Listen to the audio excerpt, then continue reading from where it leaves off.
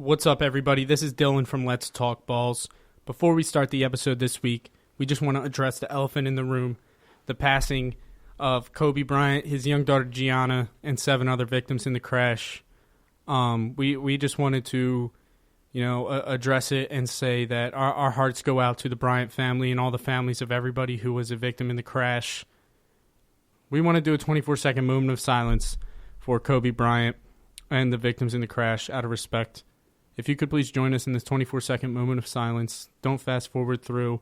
Just take this 24 seconds to reflect on everybody you love. Tell somebody you love them today, because you never know when they're going to be gone.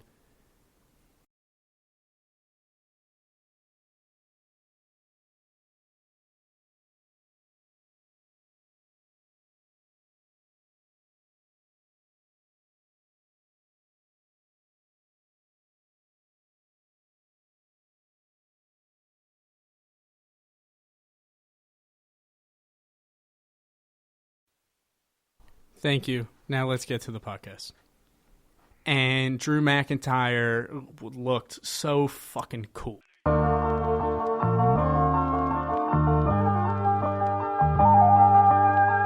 you want to talk, then let's talk balls. What's up, everybody? Episode 5. We're here in the building. We did it. We did it. We made it to 5 episodes and counting. 21 listeners and counting. Let's go. We're on our way to the promised land. I'm Dylan. I'm Mark. And I'm Dan. That's Dan. We've got Dan joining us via cell phone. We decided to take advantage of some of the amazing resources in this studio and get Dan in via cell phone while he's out of town to talk about the legend that is Kobe Bryant, because we have to address that at the beginning of the show. We can't beat around the bush because it's an absolute tragedy. Kobe Bryant at 41, gone too soon. His young daughter Gianna, gone too soon at 13 years old. I believe there was 2 other players on her AAU team on the helicopter as well. It's an absolute tragedy, 9 total victims. And if you don't know, Kobe Bryant and 8 others were killed in a helicopter crash early Sunday morning on their way to his daughter's AAU basketball game. And we're going to start it off by talking about some of the best moments from Kobe Bryant's career and really just appreciating what he did for the game of basketball. So I know me and Mark were not able to see Kobe as much as we would have liked to in his prime. We did get to see him at all, which is a blessing. Just the athlete he was. But we're gonna send it off to Dan via telephone for the start of the podcast, just to hear him talk about Kobe Bryant, because he pretty much, as someone who grew up in the Philadelphia area, went to high school in Philadelphia, around the Philadelphia area, he was really able to witness Kobe from the beginning of his entire career. So, let's send it off to Dan and let's see what he has to say about Kobe, just talking about some of his best moments and his story of really finding out who Kobe Bryant was. No, yeah, thanks, Dylan. It is. It's sickening. And as you said, he is a legend. And the legend for me started when I was a freshman in high school. He was a senior at Lower Merion, of course, and my high school was only about a half hour away from his.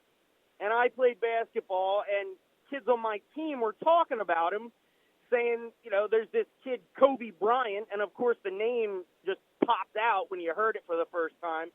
And they're like, yeah, he's going straight to the NBA. And back then, that was a pretty big statement to make, and of course I thought these kids were kind of full of shit.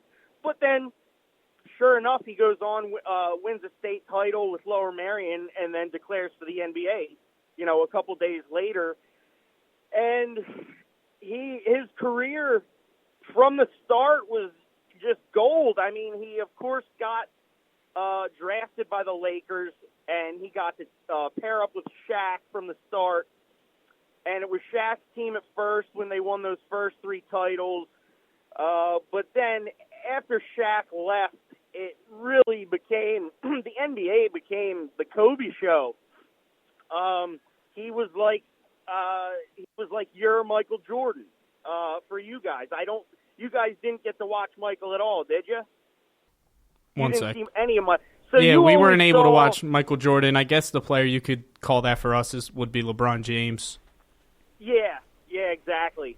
I still think Kobe. See, the difference between LeBron and Kobe and MJ was that Kobe and Michael Jordan both had that killer instinct. I guess they're calling it the Mamba mentality that LeBron has been criticized for lacking at times in his career. But Kobe Bryant, I mean, he just seemed indestructible. He was an old school player. He didn't. If he talked trash, it was quiet trash. He really didn't banter on the court. He was all business. And a lot of the players nowadays, it's not that style in the NBA. Everything's loud and in your face. And he was just like a quiet killer.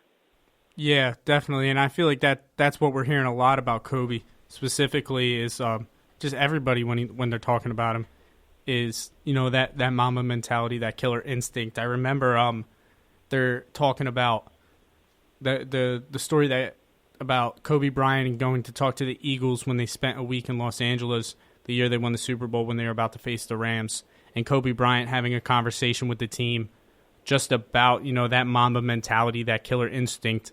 And the story is like professional athletes, they get to meet a lot of other professional athletes, but the story is that pretty much every single player on that team was starstruck when they met Kobe Bryant. Yeah, it's hard to compare this to anything. This is like the biggest tragedy of a sports star in our lifetime that I can think of. Really, it's just, it's incomparable to anything. Would you guys agree with that? Yeah, absolutely, definitely. It sort of feels like when the news was broke, the earth sort of stood still during all of it, and no one could really believe the news that we just received. Absolutely, it was. I don't know. I know, and I feel like this is going to be a thing where you're going to remember exactly where you were when you found out Kobe Bryant died. I was at my girlfriend's house, and I got an alert on my phone. And actually, I look at my phone, and I see a text message from my brother that said, "Dude, Kobe." And I was like, "What?" And then I immediately got an alert that says, "Kobe Bryant killed at 41 in a helicopter crash." And I don't know. You don't want to believe it at first. It was like it didn't feel real. Yeah. It still doesn't really feel real because Yeah. I feel like you see Kobe. I thought it was fake. Dude, like just seeing Kobe, I don't know. Like I feel like you constantly see Kobe at all the games. You see he's still very active in the NBA, and he forever will be. Dan, what's your favorite Kobe Bryant moment of his career that you remember watching? I love Game 7 when they beat the Celtics. The end of that when he put his arms up because I hate the Celtics. It was tough because, like, the first part of his career, I hated the Lakers, and it's obvious I was just jealous of their dynasty and that they beat Allen Iverson and the Sixers. But then I would say after Shaq left and Kobe, it became Kobe's team, I'm trying to think. It was a game in the playoffs where he hit a buzzer beater, maybe against the Rockets or somebody. It was an amazing end of the game, and it was one of his buzzer beaters, and I feel bad that I can't pinpoint it at this moment. He had so many killer shots. Like, just him, like, he's like the anti-LeBron in the way that at the end of the game, he wants the ball, and he's not passing to anybody. You know? He just wanted the ball at all times. Absolutely. I mean, definitely, I think he'll go down as probably the best scorer, like specifically a scorer in NBA history. You give him the ball at any moment when you needed a bucket, and he was going to get it. That's just the player that Kobe was. Yeah, that's... The 81 points is unbelievable. Absolutely. Considering Wilt Chamberlain had 100, but he was 7 foot playing against a bunch of short white guys. Yeah. Yeah. You know what I mean? Yeah, and that was like you said, that was in a much earlier time than when Kobe dropped 81, which is still ridiculous. It might be the most unbelievable individual sports accomplishment ever. 81 points in one game by a guard. Yeah, by a guard. Yeah, specifically. So we're gonna go in, and I know a couple things that could happen due to Kobe going so early. I know we got the nod from Jerry Colangelo. Kobe will be enshrined. This was going to be the first year that he was eligible for the Hall of Fame, and obviously he would have been a first ballot Hall of Famer to begin with, but he will be enshrined in the Hall of Fame, and they said he will be honored the way that he deserves and the way he should be, which is awesome. So, which kind of leads us to the next question, and a lot of other athletes and famous people are mentioning this. Should the NBA change the logo from Jerry West to Kobe Bryant? Well, certainly when it's something that's going to be as big of a change as this is, that we've had the same logo for a long time, it's going to take something pretty big. Jerry West played over 60 years ago. Yeah. Like 60 years ago, I think it was. And so it's going to take something pretty big to have them change the logo, and I think that this might be it. I think that definitely this could be a possibility. I don't see why they wouldn't do it.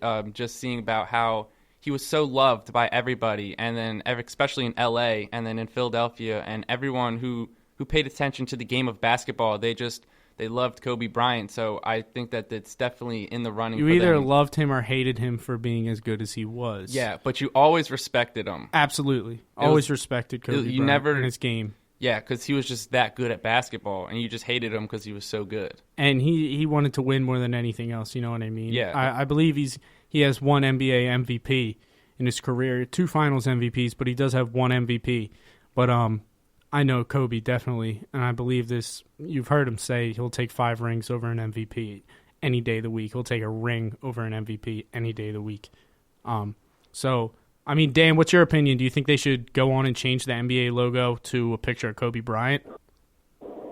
Yeah, I think it's interesting, too, that, Jerry West, he loved Kobe. He drafted Kobe. I think he would be on board with it, and I think he would probably even be instrumental in helping facilitate the change. I would say, yeah, like, you can't. I think it will be a great way to honor Kobe. I really do. I think it's a great idea, and I think it's a very good possibility that it could actually happen. I agree, and I think, like, by the sounding of Mark's opinion, he'd agree with that as well. Which going on a little bit, another way, to enshrine Kobe forever. So we saw some things. We already know the numbers 8 and 24, both the numbers that Kobe wore in his tenure in the NBA. 8 and 24 are retired by the Lakers. That happened before this. 8 and 24 will never be worn by a Laker again. The Pistons came out in practice uniforms, all wearing either the number 8 or 24 with the last name Bryant on the back for Kobe. Trae Young came out wearing the number 8 in warm-ups for Kobe. And Mark Cuban announced that no player on the Dallas Mavericks will ever wear the numbers 8 or 24 again. This leads to be, should they retire 8 and 24 league-wide? Should no basketball player in the NBA ever be able to wear the numbers 8 or 24 ever again? In my opinion, I think they should, and I think they should have done it with 23. That's just truly what I believe. I mean, it's too late now considering LeBron has worn 23 for basically his entire career. But I don't know. I think it should. Just the way this happened, nobody's going to be able to. We're never going to have another Kobe Bryant. It's impossible. It's just not going to happen. I mean, like, we're never going to have another Michael Jordan. We're never going to have another LeBron. Like, Kobe Bryant was not Michael Jordan. LeBron wasn't Kobe Bryant.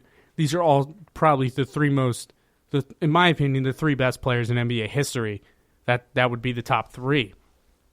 But I don't think it just